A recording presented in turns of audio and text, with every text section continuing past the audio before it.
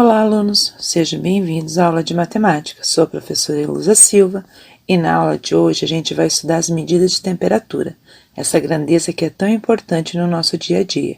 E são muitas situações do dia a dia nas quais nós utilizamos a medida dessa grandeza.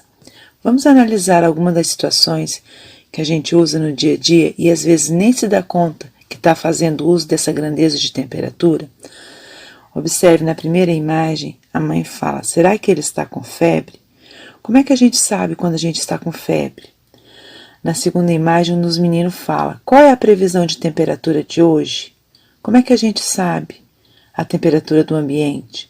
E quando fazemos a utilização de um forno elétrico ou um forno a gás para assar uma torta em um pão e não deixar queimar? Todas essas situações a gente utiliza a grandeza de temperatura e às vezes nem se dá conta que está utilizando essa grandeza que é tão importante. No Brasil, para medir a temperatura, usamos como unidade de medida o grau Celsius. E o instrumento que usamos para medir a temperatura é o termômetro. Nós temos o termômetro digital, que ele é utilizado para medir a temperatura do corpo humano. Temos o termômetro de mercúrio e também temos alguns termômetros que são utilizados para medir a temperatura do ambiente. Vamos aprender agora a fazer a leitura num termômetro. Observe, nesse termômetro, essa faixa vermelha indica a temperatura que está marcando.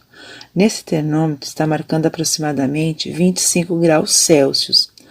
Observe também que no termômetro nós temos a temperatura 0 grau. E observe que abaixo do 0 grau nós temos temperaturas negativas. Vocês sabiam que na região sul a gente tem temperaturas negativas durante o inverno? E nós também temos a temperatura máxima e a mínima. Observe só. Hoje, em Belo Horizonte, a temperatura máxima prevista é de 35 graus Celsius e a temperatura mínima é de 21 graus Celsius. Já a sensação térmica pode chegar até 37 graus Celsius. O que é então a temperatura máxima?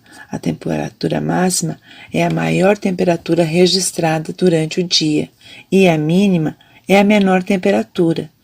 E o que vem a ser a sensação térmica? A sensação térmica é quando o nosso sentido consegue perceber aquela temperatura. Espero que tenham gostado e tenham aprendido mais um pouquinho sobre a temperatura. Tchau, meus amores. Até a nossa próxima videoaula. Que Deus proteja cada um de nós e um beijo.